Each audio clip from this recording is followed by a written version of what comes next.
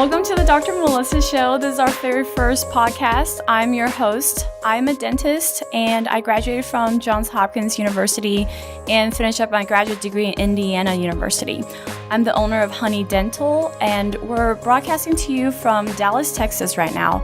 I have my entire team with me right now and we want to kind of review a little bit about why we have this podcast and kind of lay down some of the background. Because we are a very unified group, we want to kind of share what makes us who we are as a group and a team. And a lot of our values revolve around health and happiness. And so that's the theme of our podcast is health and happiness. So today we want to kind of start off discussing happiness and what that is about and some of the ideas that inspire us. And hopefully some of the ideas that we share today may benefit you in your personal life or your work life.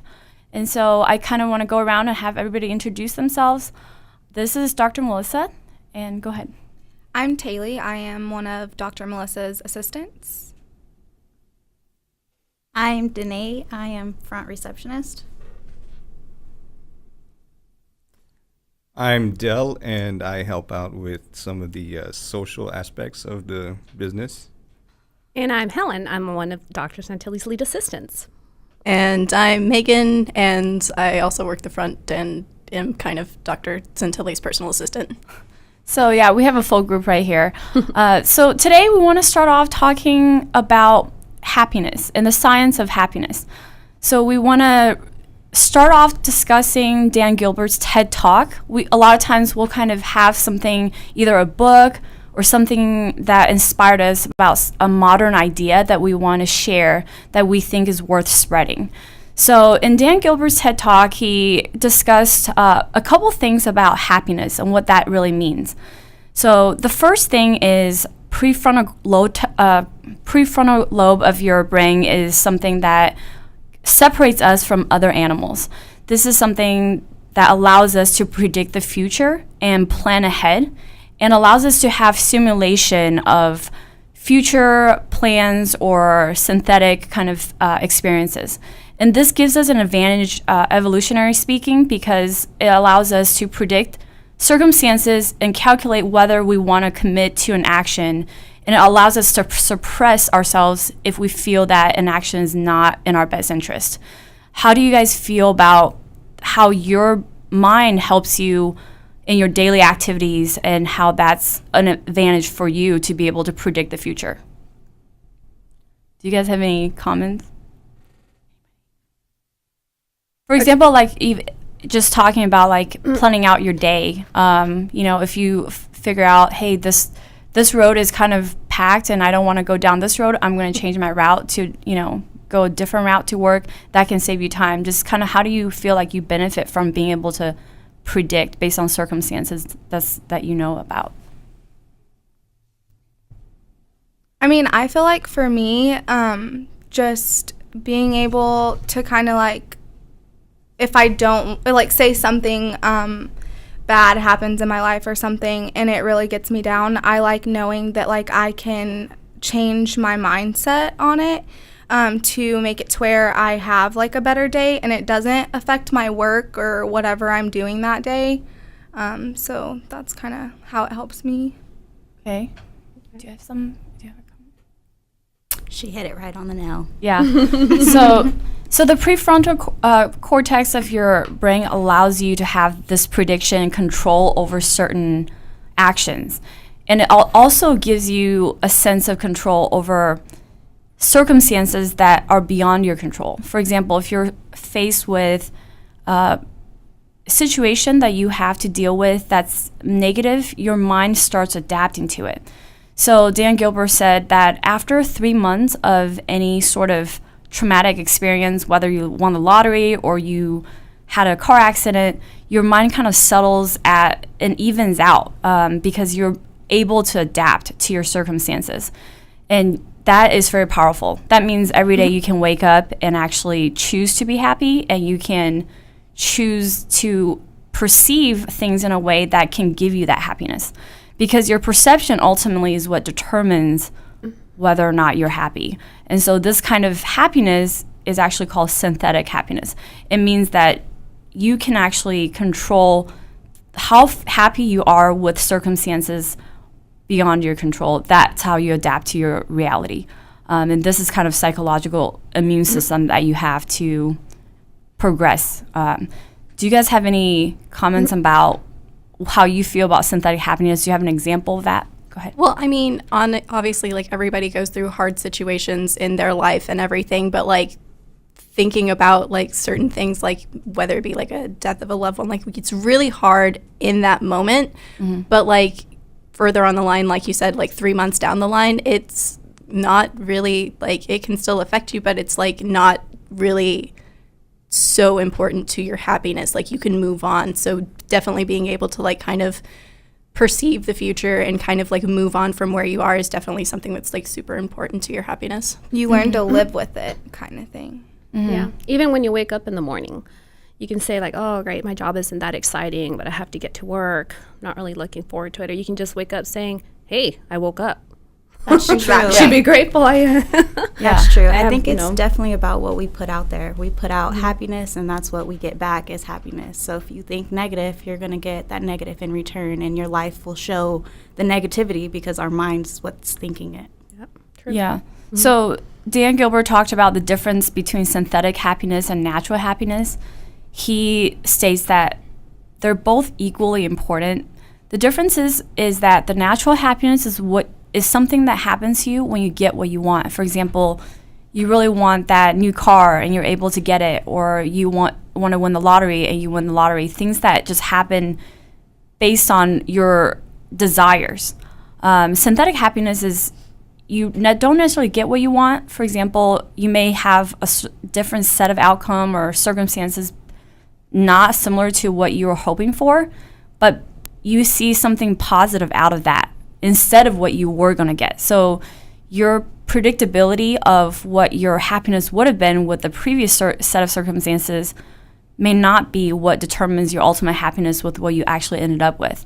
So, for example, if you ordered a meal and the waiter brought you the wrong thing, and then you try it, you're like, wow, I found a new dish that I really love, and I had no idea until this mistake happened. And normally you might have been upset because you didn't get your normal meal, but at the same time, you got to try something new. Do you guys have any experiences with experiencing synthetic happiness based on circumstances that didn't turn out the way you wanted, but you ended up being happy anyway? Anybody? I feel like for me personally, I tried making like a relationship work because I was like 3 years into it. And so I just thought about the time and was like, well, I don't want to waste my time on it. But then I don't want to feel like I wasted my time. Let me correct that. So I would keep trying to make it work whenever deep down inside, like, I really wasn't happy with the choice that I was making. So finally, obviously, I ended it. And in the moment, I was very, very upset. But that's where synthetic happiness comes in, where I would just kind of like pick my head up and make myself happy. And now it's 6 months down the road, and I can't even imagine being in that situation anymore because I am genuinely happy now. So that's kind of a little example. Yeah. That's okay, there's more fish in the sea. You're fine. More fish in the sea. I'm kind of coming actually from the same situation. I was in a long distance relationship for about 3 years and everything, and I came to the point where I realized after a visit that he came down and saw me that when he left, I was not happy at all. Like, I felt like I couldn't do it. I felt like I was more invested in the relationship than he was. It was a rotten mess, but you know. Anyways, so I actually ended up telling him that I wanted to take a break.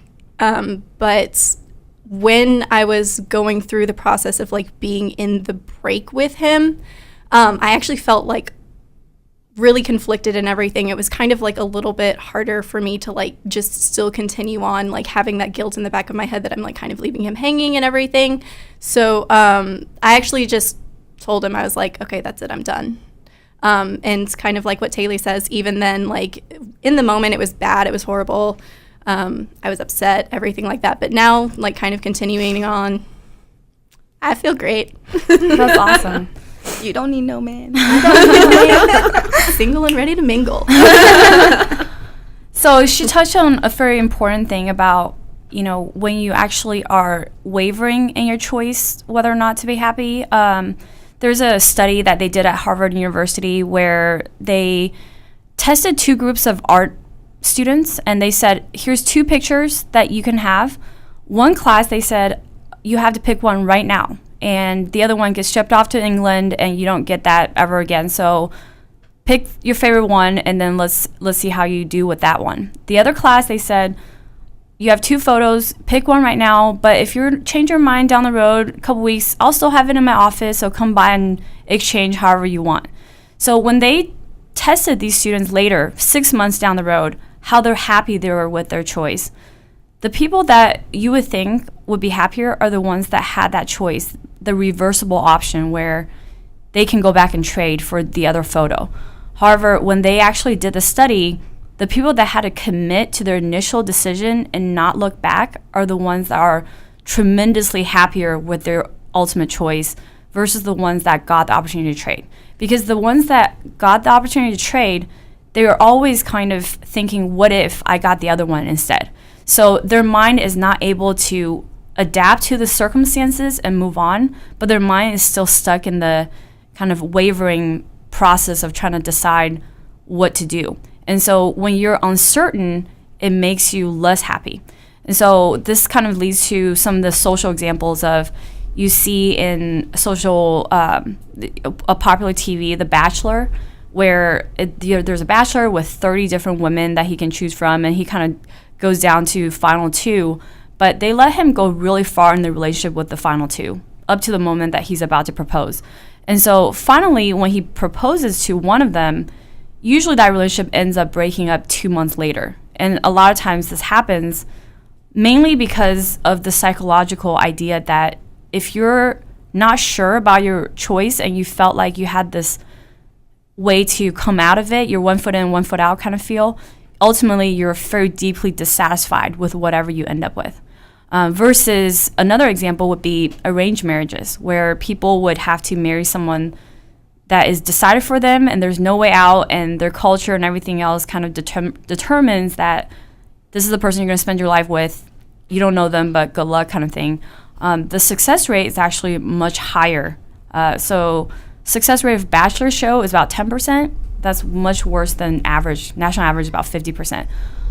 Arranged marriages, the success rate is about 90%. So you can see that when people's minds are confronted with a set of undeniable circumstances they cannot change, the mind is able to adapt.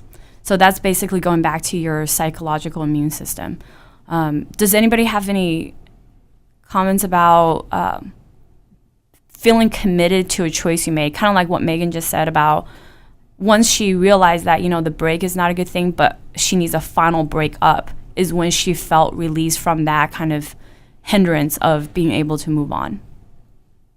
Yeah, I agree. I just think that whenever you have to make a decision, then it's literally the synthetic happiness that you're talking about. Your body adapts to it and is like, okay, so now this is happening, so I'm good kind of feeling. Mm-hmm. Yeah, you're right. Even when you're moving, getting a new job, anything like that, you're so many what ifs. What if I don't like it? What if I have to move too far? What if I don't make friends? What if I don't? So many, but it always gets better. It does. I just feel like in that we have to, whatever we do, make our choice the happiest choice. We're always going to have choices that we have to make daily, but to know that we made a choice, you have to stick behind it. You have to put your happiness in that and go with it. Yeah. Do you have an example of when you had an option of going on vacation and you missed out on it, but then you ended up liking the other option? I did. So I am from West Texas, Midland, Texas, and I made a choice one day to just up and leave, and I ended up in Dallas with no plan and no anything. But in that process making, I could have went to Costa Rica or here, and I gave up something I really wanted to do to come here. But I feel like in the end it turned out better because now I have all you guys, I have an amazing life, and I'm really happy that I made the choice. Yeah, we're not in Costa Rica. Yeah, You missed out. You would have missed We're out. nowhere near, but it totally makes up. Costa Rica will always be there. It will. Yes. During vacation time. True. She's like, don't leave work. Yeah. I need you. Yeah, I need you all the time. Do you have something to say, Del, about experience you've had where you felt like committing to a choice, even if you had to confront a negative set of circumstances, it was still beneficial to you in the long run? Oh, I mean, I've had quite a few experiences, I guess. I'm kind of an odd bird in a way because I'm mostly indifferent about most things that go on in life. So I don't really put too much of a label on it.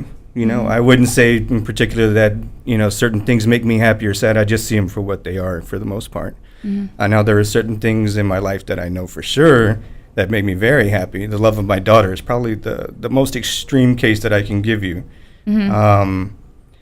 But I would say, yeah, I've difficulties through the Marine Corps. I know when I first got into boot camp, I was like, wow, what did I get into? Yeah.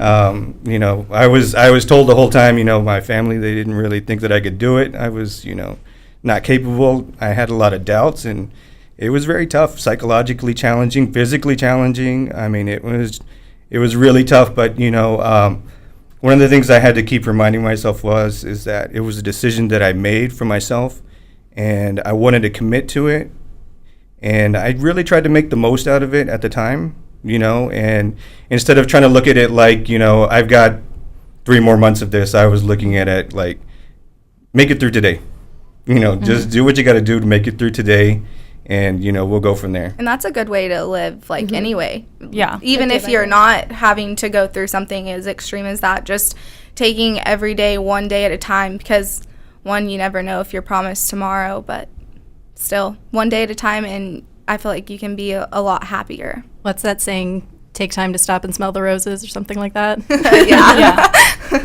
I think kind of focusing on each day is important because the moment is what really matters. You can predict all you want in the future, but if you're happy in this moment, then you're making up, your whole life's made up moments of happiness, just full of happiness. Do you have anything else to add to that? No, I don't think so. Do you? Can you tell us a little bit about what your day was like in the Marine? Like, did you have to get up at 5 a.m. and run and stuff? They were very long days. We usually had to be up around 4:30 because we would go and have chow early. So we had to be up in uniform. We'd have to be shaved, showered, everything. Be ready to go. We would have breakfast, and we usually only have maybe 3 or 4 minutes to eat breakfast. Or any meal really was really fast. Man.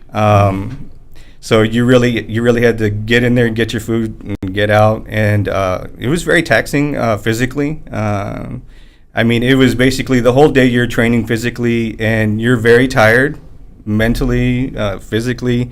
We had to do a lot of instructional training where we would learn things like first aid. We would learn things about history of the Marine Corps, history of warfare, things like that. A lot of combat techniques, training, stuff like that. And so a lot of times, it was really hard to stay awake because we were so deprived of sleep. We would basically wake up at about 4:30 in the morning. We wouldn't go to sleep until maybe about 10:30 at night, and pretty much the whole day you're being messed with. So there's always the chance of you falling asleep during one of the instructional periods, and that's a really bad thing to do. Really bad. You don't want to be caught in the attention. Yeah, and that's happened to me one time in school, and I learned a really big lesson from that. They made you run. And it wasn't nearly that good. I wish they had just made me run. Take a lap. Yeah, I think it's really important to recognize that when you're in moments of, challenges and difficulties, you're able to kind of gather yourself and stay focused on your goals, and that way you can experience tremendous personal growth, because when you come out of that, you can look back and say, I survived that, and I didn't die, I'm fine. But did you die? Did you die? Yeah. I love that meme where he's like, but did you die? If you didn't die, then fine. I think you're fine. Walk it off. Yeah.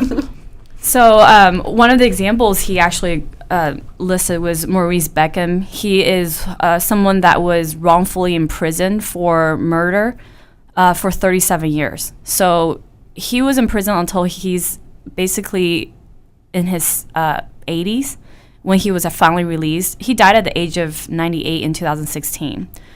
And one of his quotes said, "I don't have one moment's regret. It was a glorious experience," because he felt like his experience, even though he was in solitary confinement for 18 years during that time, his mind still adapted to that circumstance, and he found beauty in that, and he found peace. And so that's a very powerful example of someone that can show you the power of your mind, that in even those circumstances, you can still find some level of happiness, which makes synthetic happiness just as real as natural happiness that you could experience in your life. Do you have anything to add to your experiences with synthetic happiness? No? Are you referring to that Yes. story specifically? Yeah, just kind of like, that's an example, but anything that Yeah. Well, kind of like him, like I was how saying, it just inspires you. yeah. Well, just like you were saying about him, living every day, going, well, I'm here. What else can I do? But it was just like I was saying, you wake up just grateful every day that you wake up. Period. Always, every time we're, even at work, when I see people every day and I tell them, how's your day? They say this or that. But I'm always say, hey, you woke up. And they stop and think, they're like, you're right.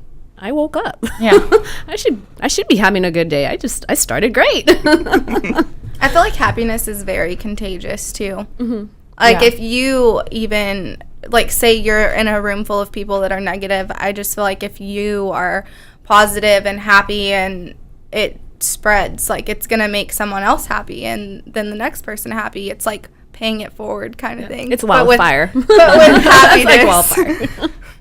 Did you know, actually, this is a weird fact. When I tell people, like, when I say, did you think you ever won the lottery? And people are like, no, there's no way. I'm like, actually, you did, because you're competing when you were, before you were born, you were a sperm, and Oh God. there's 200 million out there competing with you, and you won. You're here. So you should wake up and be like, I won. That's I'm crazy. a winner. I was the one that got through. Yeah. You made it, and you beat out everybody else that tried to get it, and you get to experience life. So I think that's amazing. That's a good one, Doc. Yeah. It's pretty nerdy. This is just how it is. I think it's also, too, we give ourselves too many choices in life that we focus more on that, and we forget that we do have happiness inside of us, and we do forget to show and express our true selves. So we minimize these choices and make ourselves happy. Yeah, and you want to kind of share that with the ones who are in your life, like your loved ones, because you want to help them understand on a daily basis that they're important to you and that you're happy, and you want to share that with them. Will Smith has kind of a nice quote about him and his wife, Jada. He felt that, throughout his marriage experience, he realized that you can't make other people happy. You're actually responsible for your own happiness. So if you're happy and you try to make someone, if you try to share that happiness with someone else, then that happiness, kind of like what Taylor was saying, is very contagious. But if you are not happy and you expect someone to make you happy, then you're setting that responsibility on someone else's shoulders when it should be really your own. Because you're ultimately responsible for your own experience, your unique journey through life. Even if you share it with someone else throughout your whole life, you still have to make your individual daily decisions that's going to contribute to your overall journey and your destiny. And so it's important to keep in mind that you are ultimately you're ultimately responsible for your happiness. It's important to take that responsibility and take ownership of it. Do you guys have any other comments about happiness and ownership?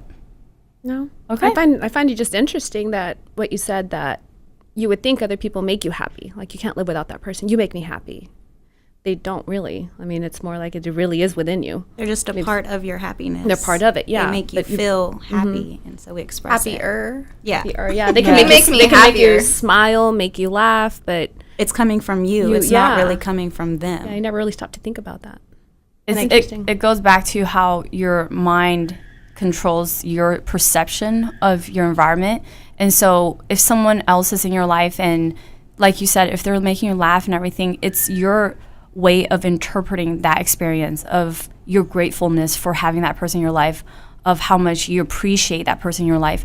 And having these feelings of feeling grateful and appreciation is what ultimately fulfills your happiness need. So it's not necessarily that person who's there, but how you perceive that person. So it's important to know that you control your perceptions, and how you perceive your loved ones will ultimately influence your level of happiness with that person.